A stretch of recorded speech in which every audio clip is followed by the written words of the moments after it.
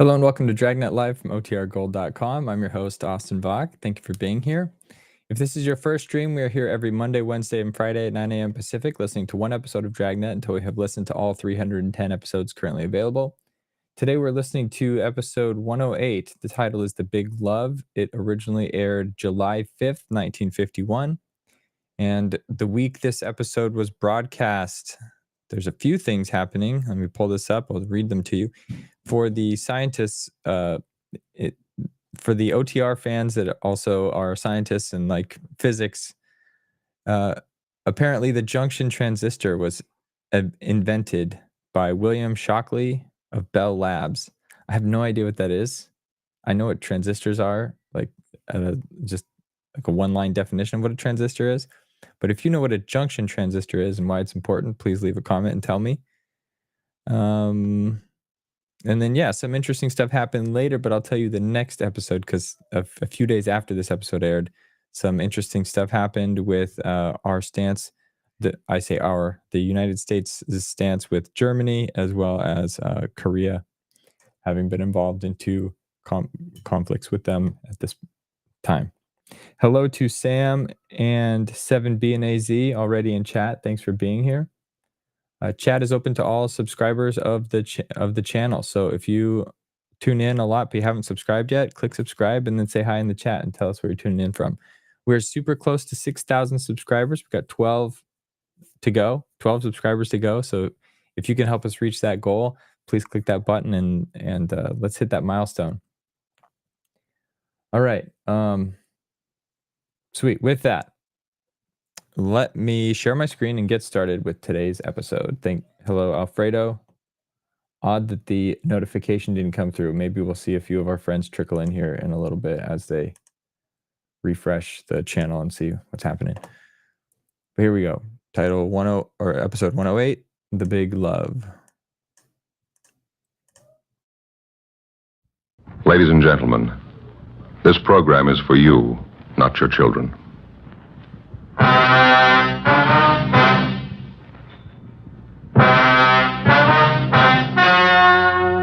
The story you are about to hear is true.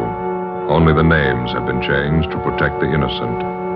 Fatima Cigarettes, best of all long cigarettes, brings you Dragnet.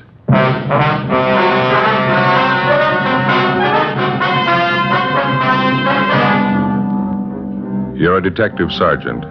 You're assigned to homicide detail. A woman and her 2-year-old child disappears suddenly. There's no apparent reason for it. 5 days pass. No trace of them.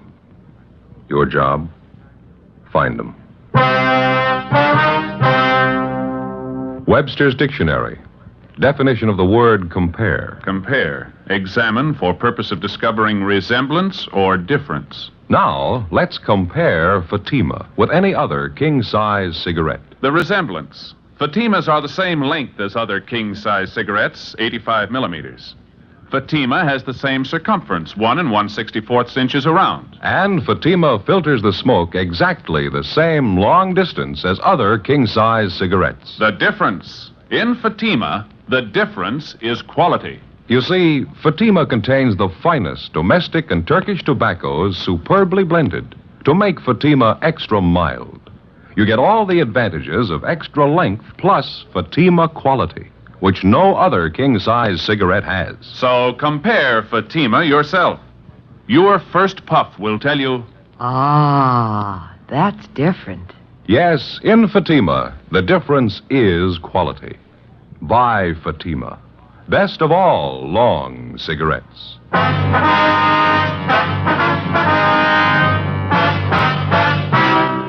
Dragnet, the documented drama of an actual crime. For the next 30 minutes, in cooperation with the Los Angeles Police Department, you will travel step by step on the side of the law through an actual case transcribed from official police files. From beginning to end, from crime to punishment, Dragnet is the story of your police force in action. It was Tuesday, April 20th. It was overcast in Los Angeles. We were working the day watch out of homicide. My partner's Ben Romero. The boss is Captain Blaine Steed. My name's Friday. I was on the way back from communications, and it was 1:35 p.m. when I got to room 42. Homicide. Hi, Joe. What's doing? Oh, not much, Mac. Where'd Ben go? Inside, captain's office. Be right back. Oh, thank you. Keeping you busy? Well, about the same. A little hectic around the house, though. Well, that's right. Ben mentioned something about that. You're getting ready for a wedding out there, aren't you? Yep, my daughter Alice. She's sure getting a nice fella. Is that so? Yep, ambitious kid. Part-time accountant. Goes to law school at night down Loyola. Real nice fella. Mm-hmm. When are you getting married? Week from Saturday. It's going to be a big church thing. Sure glad doesn't happen often. Oh, how do you mean? Big production. Never saw so many bills in my life. New dress for Alice, going away luggage, bridesmaids' dresses, eats, drinks, new carpet for the hall, new curtains in the living room. Wife must think I'm made of this stuff. Well, you should have had all boys, Mac. Yeah. You're giving your daughter away, huh? Yeah. Well, that reminds me, I got to be sure and send my suit to cleaners, get a good press job on it. Sure is funny. Huh? What's that? Well, seems for years the wife's been afraid we'd never get Alice married off. Now it's finally in the works, the wife's still unhappy. Oh, well, how's that? Goes around moping around the house, wiping at her eyes, keeps muttering something about losing her little girl is leaving her. I don't know. Well, how old's your daughter? 32. Well, I'll be down in Stats office if anybody wants me. Right, Mac. Yeah. Oh, pardon me, Ben. Excuse me, I didn't see. Okay. Hi, where you been? Making a couple of phone calls. I think we might have something. Yeah, what's that? The Gorman case. Huh? Had a call from one of their neighbors while you were gone. Where was that calendar of ours? Gee, I don't know. Well, here, I got one in my pocket here in my wallet. Oh, good. Here you are. Oh, thanks. Well, let's see now. Mrs. Gorman and her little girl Nancy disappeared on the 15th. Is that right? Yeah, Thursday. Why? And the husband, Mr. Gorman, filed a missing complaint on Friday morning, right? Yeah. What are you getting at? Well, you remember when we talked to Mr. Gorman, he couldn't think of any reason why his wife and his little girl should disappear like they did. Yeah. Remember me asking him the question if his wife ran around at all, if she was interested in any other man? That's right. He told you no, didn't he? Well, this man who just called in, he lives out in the Gorman neighborhood. He swears up and down that Mrs. Gorman was keeping company with another man. Well, who is this neighbor, anyway? Name's John Pearson. He lives about 4 blocks from the Gormans. Well, we talked to neighbors a lot closer than that to the Gormans. They didn't seem to know anything about it. What else did this guy tell you? Well, let's see. The man Mrs. Gorman was supposed to be running out with is a Ralph Kane. Lives next door to Mr. Pearson. Well, how'd this Pearson sound to you? Pretty typical neighborhood watchdog. But here's the interesting part. Mrs. Gorman and little daughter Nancy disappeared last Thursday. Now, according to Pearson, this Ralph Kane hasn't been seen around since Friday night. He told me on the phone he saw Kane toss a couple of suitcases in his car late Friday night and drive off. So he hasn't come back yet. Yeah, it might be something. Well, how much of a romance was Mrs. Gorman supposed to be having with this Ralph Kane? Well, it's pretty heavy, according to Pearson. Said it's been going on for 6 months, anyhow. And Mr. Gorman didn't know anything about it? He got me there. If he did, he didn't let us in on it. Wonder if he'd have any reason to cover it up. Well, it's possible, I guess. Didn't want the scandal. How sure are you that Ralph Kane's really missing? Might be just off on a weekend, huh? No, I checked the place he worked. He's a printer. Didn't show up for work Monday. Didn't show up today either. No message, no excuse? Nothing. I called a friend of Kane's that Pearson knew about. Friend doesn't know where he's gone. Well, I guess we better get on it. It's the first decent lead in 5 days. Huh? Yeah. Just thinking, Joe. Neighbors like Pearson. Uh-huh. What would we do without him? 5 days before, on a Thursday evening, a Mr. Philip Gorman returned to his home in the Westlake district of Los Angeles to find his wife, Barbara Gorman, and his 2-year-old daughter, Nancy, missing. There wasn't any note, no explanation of any kind. A few clothes were gone. Mr. Gorman filed a missing report, and a broadcast and an APB were gotten out on the mother and daughter. Neighbors, friends, and relatives were checked. No leads. Routine investigation failed to turn up anything. Mr. Gorman could give us no explanation for the disappearance. After 3 days, we got out a radiogram. Still no results. Tuesday, 1:50 p.m.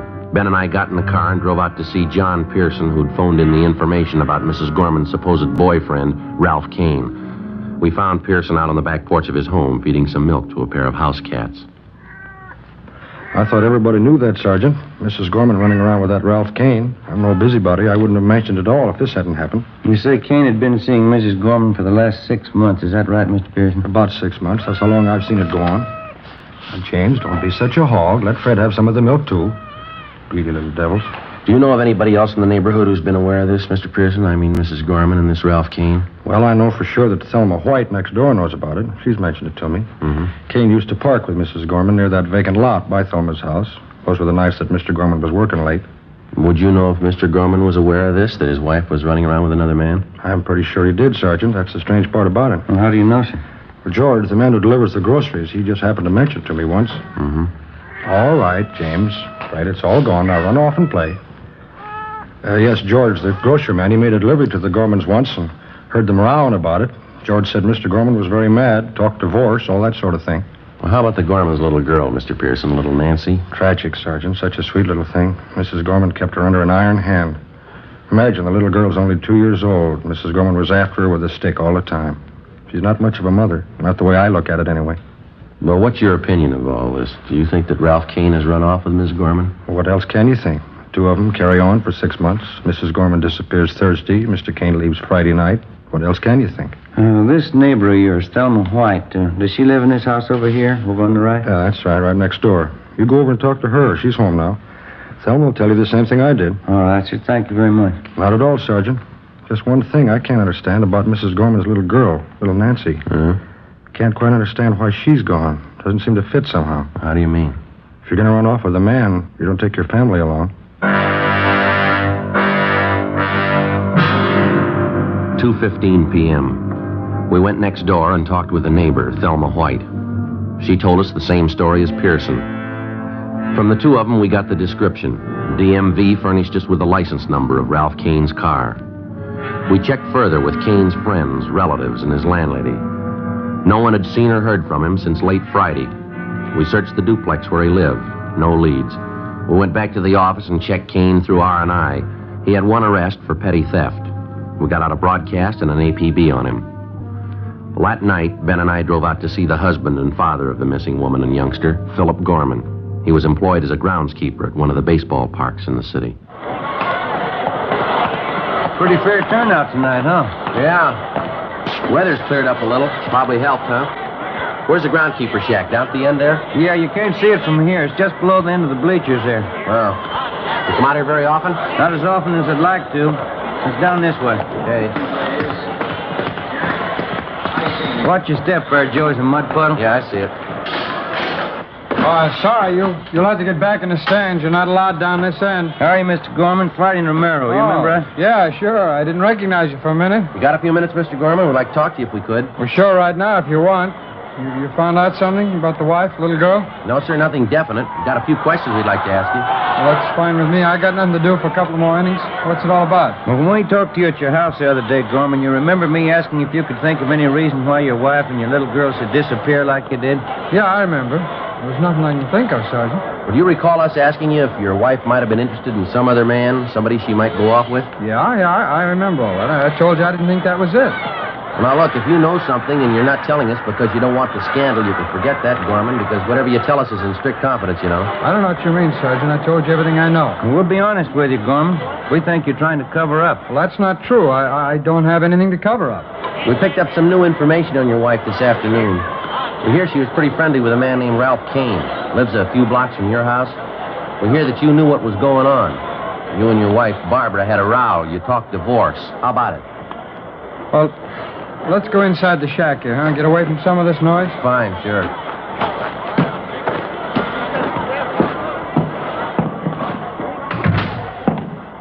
I hope you don't mind it in here. It's a little dirty. I keep all the maintenance stuff in here. That's all right, Gorman. Now, how about Ralph Kane? Yeah. I knew about it. It's like you said, all the scandal. I just didn't want it to get out.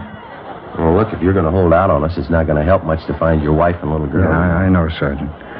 I just didn't want people to find out what a bum I married. You know what some neighbors are like. Mm-hmm. I can't understand how it happened. I met the wife when I was in the Army. I see. I brought her back out here. Everything was fine. After the baby was born, she started to change. Nothing satisfied her. She began to run around. Nothing but a bum, but I guess I found out too late. Well, now, this Ralph Kane, what do you know about him? You know, he's a single guy. Works at a print shop downtown. He's a pretty good-looking guy. He's got money to spend. That's all Barbara cares about. Well, what's your idea about it? What? You think Kane and your wife have gone off together? Well, to tell you the truth, I'm not sure. Maybe they did. I've been trying to check around them all. I'm not getting very far. There's only one thing I'm really worried about. That's my little girl, Nancy. I don't care what my wife does or how far she goes. I just want my little girl back, that's all. Have you any idea at all where your wife might have gone? No, none at all. She didn't know California too well. She's only been out here a year. Mm-hmm. You don't know any of Kane's friends, his hangouts, or places you think he might go? No. Well, I never even met the guy, Sergeant. I'm going to, though. I know what he looks like. I'll meet him. Well, there's just one more thing, Gorman. If your wife was set on running off with another man, why did she take your little girl with her? She wasn't too devoted to the baby, I understand. Yeah, that's right. That's what's got me worried. The only thing I can figure out is the wife hated me more than I thought. She knew that I thought Nancy's about, the greatest thing alive. I guess rather than let me have her, she took Nancy along with her. Was it possible she might drop the baby off with some friend or relative and tell them to keep Well, her? I've checked on that already, Sergeant. You got the names of all the people we know. I'm sure they'd get in touch with me if they had Nancy. Well, we'll double-check them anyhow. All right. Now, if there's anything else comes up, you let us know right away, huh? All right, Sergeant. It's just the baby, that's all, Nancy. As far as I'm concerned, my wife never lived. It's kind of hard to take in a way. Yes, sir, it is. I think you got the finest setup in the world. Nice home, job, baby, good furniture, everything you need. Yeah. Everything but a wife. The search for the missing wife and the 2-year-old daughter went on. The broadcasts and teletypes on Mrs. Gorman and Ralph Kane failed to net us a thing. A week passed. There were no leads. Another week went by. Nothing. The half-dozen replies we'd gotten on our teletype went nowhere. They were blind leads. Wednesday, May 5th. We got a call from the manager of an auto court in the south end of the city. He told us that a man, a woman, and a little girl, answering the description of the missing trio, had stopped at his place the night before. Along with Jack McCready from Homicide, Ben and I drove out and interviewed the man. We showed him pictures of Kane, Mrs. Gorman, and 2-year-old Nancy. He identified all three. He could give us no idea where they'd gone. We checked through the cottage where they stayed.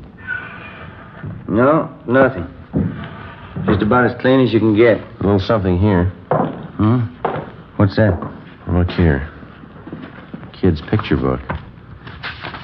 Let's see. Yeah, take a look right here. This book belongs to Nancy Gorman. Well, we know they were here. That's about it. Hey, Ben? Joe? Yeah, Mac. Where are you? Out in the back? Come here. All right.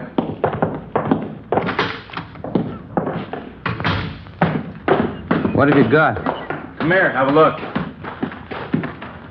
Where'd you find that? Poking around this trash barrel here.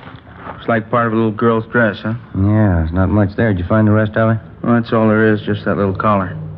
Take a look here, Ben. These stains right here, over here, too. Yeah. What do you think? Mac, blood stains? I'd say so.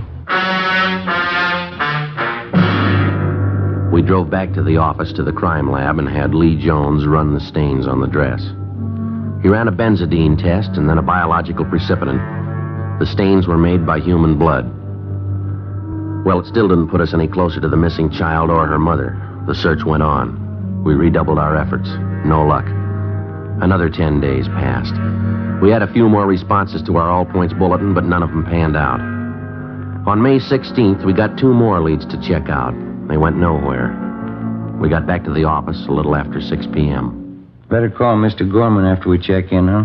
Keep him off of our backs. Yeah, I hate to keep telling him the same thing. No word. Yeah. How about it? You call Gorman tonight, huh? All right. Mac, what's doing? Got something for you. Sheriff's substation called, East L.A. Yeah, what about? The Gorman case, they found him. Where? Another auto court right there in East L.A. Ralph Kane and Mrs. Gorman, they got them both under surveillance. Well, how about the little girl, Nancy? Well, that's a hitch. Huh? No sign of her.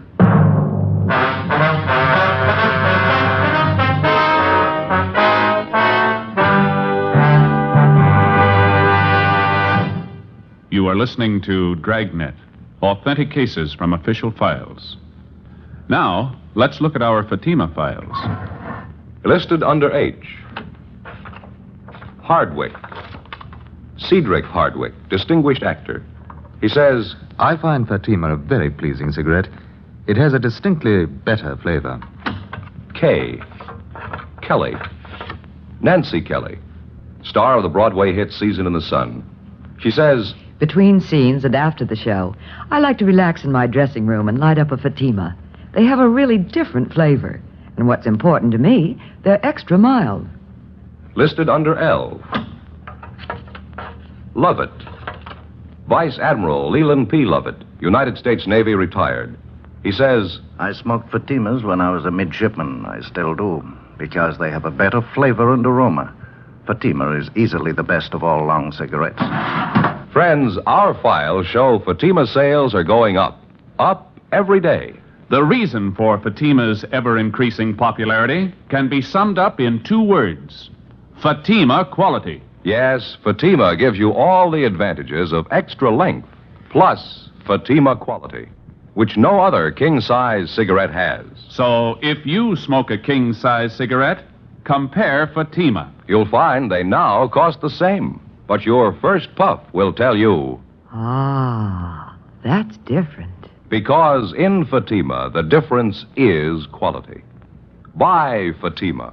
Best of all long cigarettes.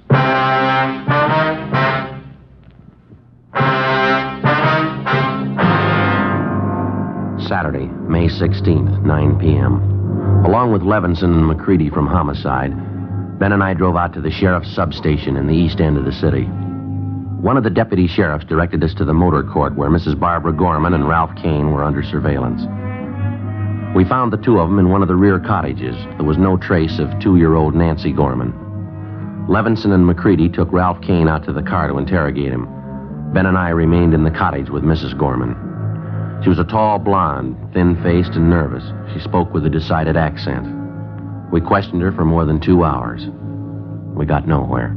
Why don't you sit down, Mrs. Gorman? Relax. How can anyone relax? These questions. You have no right to do this. Well, maybe you haven't got it straight, Miss Gorman. This is a pretty important matter. We'd like to find out about your little girl. I told you I don't know. She ran away. Yes, ma'am. Now, we've had 10 different versions. You stopped at a hotel in Nevada and she disappeared. You were at an auto court in Bakersfield. She ran away during the night. We've heard just about all of them. Now, how about the truth? I've told you everything I'm going to tell you. I don't know what's happened to the kid. She's gone, that's all. She's gone. There's got to be an explanation for it. Where is she gone? She ran away. How many times do I have to tell you?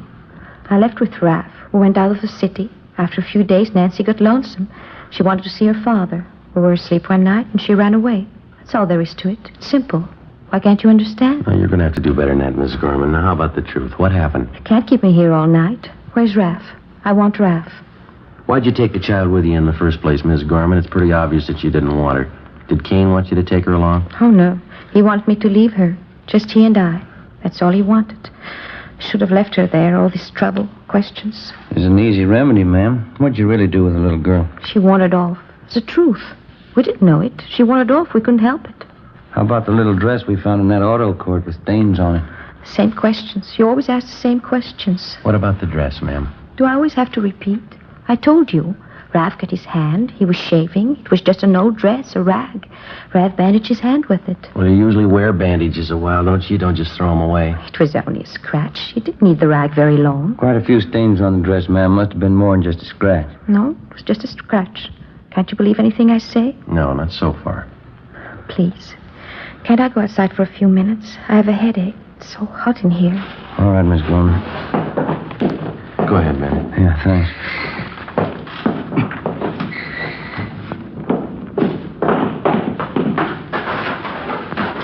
The air, it's so good. Terrible headache. You mind telling us something, Miss Gorman? Please. Can't you let me alone for a minute? Why did you leave your husband? Him? Any woman would leave him. It's Raph. I love Raph. And your little girl, what about her? My husband wanted her, not me. I'm just not like that.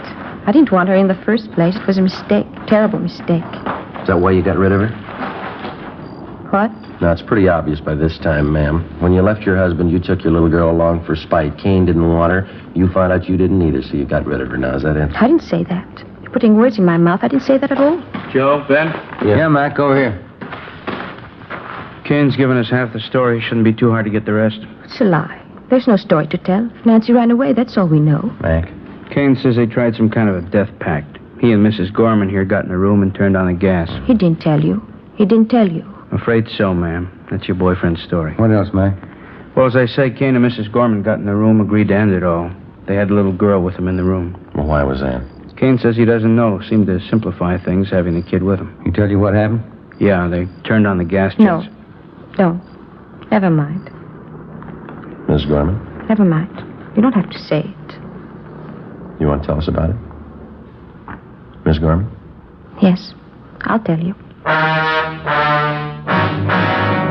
3 a.m. We went back inside the cottage at the auto court. We gave her a cigarette, and Barbara Gorman sat down and told us the story. 4 days after she'd left with her 2-year-old daughter and Ralph Kane, she knew she'd made a mistake. She admitted that she never should have taken the child. She said the little girl seemed to be in their way all the time. Kane was all for deserting the child or sending her back to her father. Mrs. Gorman wouldn't agree to it, just out of pure spite. One night in an auto court, she and Kane had a big drinking party. They brooded over the mix-up that they'd gotten themselves into. Kane didn't have any money to get married. He knew he'd lost his job. Even if they could get married, Mrs. Gorman wasn't sure she could get a divorce. Another full day and night of drinking, and they decided on a lover's death pact. They turned on the gas. I don't get it, Mrs. Gorman. Why'd you have your little girl in the room with you? Why didn't you leave her with somebody, with anybody? Why? She was mine, wasn't she? I thought we could go together, all 3 of us, but it didn't work that way. Well, what happened? Well, Raph and I woke up. Our throats were burning. My eyes were burning. I looked over at Nancy. She wasn't moving. It was just like she was asleep. And what'd you do then? We got in the car and left. We found a nice place in the desert. There were nice flowers there. We buried Nancy. How about you and Ralph Kane? You knew you were in deeper. Why didn't you try it again? Oh, we did, a couple of times. We loved each other. It's the only thing we could do, but every time we tried, we couldn't go through with it. We'd try. We never could finish it. Ralph got a job. We were going to buy a gun. Tomorrow, we'd try again. Can you show us where you buried your little girl? Yes. Place in the desert, out near Palm Springs. It was a nice place. There's lots of nice flowers around. You understand, don't you? We were in love, Raph and I. Yeah. My husband wouldn't understand the way I loved Raph. It was everything. It was the whole world, Raph and I. I didn't mean it that way for Nancy. It was a mistake. You've got to understand I didn't mean it that way. That's the way it is. Doesn't matter. You can't hurt us, not Raph and I. You can't take away what we've got. You'll never take that away. All right, you want to get your coat? Yes. Doesn't matter what happens. It's for Raph. I don't care what they do. I'll keep on loving him. Same way I love him now. Doesn't matter. We'll pay for our mistakes. Yeah, lady. They're going to cost you. At 5 a.m., we put in a call for Lieutenant Lee Jones and the crime lab crew and the coroner. When they arrived at the auto court, we drove to the spot in the desert near Palm Springs where Ralph Kane and Mrs. Gorman pointed out the spot where they'd buried Nancy. The body was uncovered at the exact spot. It was taken back to town to the county morgue, where an autopsy was performed. Kane and Mrs. Gorman were booked on suspicion of murder. By 5 o'clock that afternoon, we had the results of the autopsy. Yeah, Doctor. Uh-huh. Right. Thank you. Bye. What's the story, Mac? Not what we thought. Well, how do you mean? I think Mrs. Gorman sold us a bill of goods. Little girl didn't die in a room full of gas. What'd the doc say? He found 2 bullet holes in the body. That night, after hours of interrogation, Ralph Kane and Mrs. Barbara Gorman both broke down and confessed that they'd killed the child in cold blood. They pleaded drunkenness, that they weren't responsible for their actions. They were returned to their cells and held without bail. The child's father, Philip Gorman, was notified. The following morning, Ben and I accompanied him to the county morgue. It's this way, Mr. Gorman. Oh, thanks. You sure you want to go through with this, sir? Mr. Gorman? Well, I might as well tell you the truth. I'm not sure I do. It isn't going to help much, Mr. Gorman. Believe me, it isn't. Well, I just wanted to see you just once more. Yeah, well, it doesn't work out. Wouldn't be the same. Not the way you remember. Just wanted to see. I just wanted to find out. What's that? About her mother, Ralph Kane. What is it that could make them do it? Little girl, she's only 2. What could make anybody do a thing like that? Your wife called it love.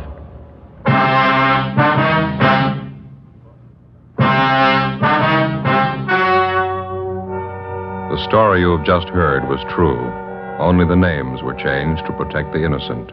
On September 10th, trial was held in Superior Court, Department 89, City and County of Los Angeles, State of California. In a moment, the results of that trial. And now, here is our star, Jack Webb. Thank you. Friends, tonight you've heard just a few of the reasons why you should smoke Fatima. It sums up this way. Fatima gives you all the advantages of extra length, plus Fatima quality, which no other king-size cigarette has. Tomorrow, buy Fatima in the golden yellow package. Remember, they're extra mild with a different, better flavor and aroma.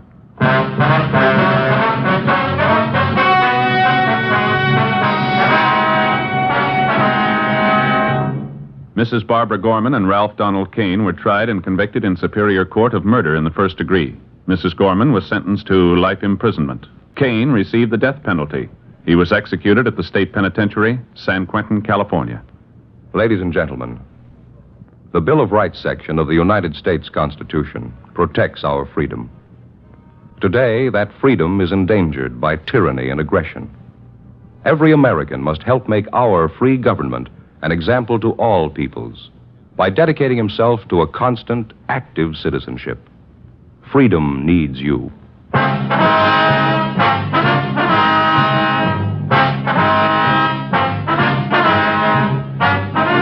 You have just heard Dragnet, a series of authentic cases from official files. Technical advice comes from the Office of Chief of Police W.H. Parker, Los Angeles Police Department. Fatima Cigarettes, best of all long cigarettes, has brought you Dragnet, transcribed from Los Angeles.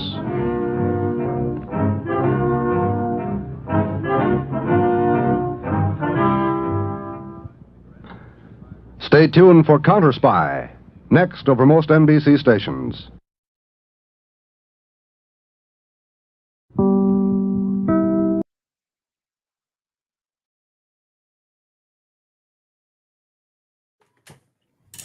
All right. Well, thank you for sticking with me for that episode. It was another one that starts with the warning that this show is not for kids, which is always a sign that it's going to be hard and normally involves kids. Emperor Penguin, I'm going to highlight this question real quick. Has anyone looked up California prison records for any of these cases? No, but it's been something I want to do. Like I said, I floated the idea before of a Dragnet-focused true crime podcast or just video series or something where we go into the actual cases behind some of these stories. I think now that enough time has passed, I think any of the victims' families would also be either beyond, they're probably not paying attention, and it wouldn't reopen old wounds. So let's see here. Sam says that the things at the beginning were a sensible warning when Dragnet was usually at a time when the family could listen. Yeah, I think based on the announcements, they say like 7 o'clock. It used to be 7 o'clock, started on a Thursday, I think. And now that after first few episodes, it went to Fridays because it was popular. I think it was on the weekend. But yeah. Let's see here.